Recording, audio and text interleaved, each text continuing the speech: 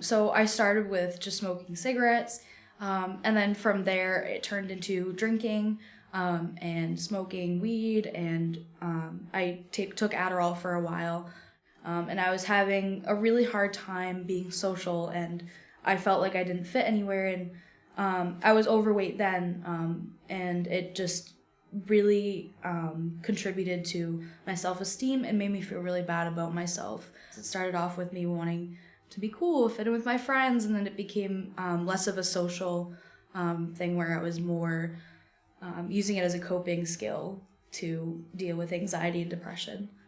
I think that, the first time that anyone uses, they have that choice. But a lot of the times, they're not either educated on the subject enough, or it doesn't connect to them that, this could become addiction. That first time, and I never thought that kids could be addicts either. That never occurred to me. Every addict I've ever known was an adult.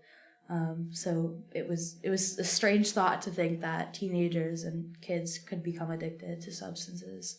This thing take over your mind, and you're not thinking properly. And one thing to keep in mind is that a lot of people who start using don't just start because they feel like, oh, that looks interesting. It's because they want to use it as a crutch or as some sort of coping skill. So there's always some underlying problem behind that causes someone to use in the first place. And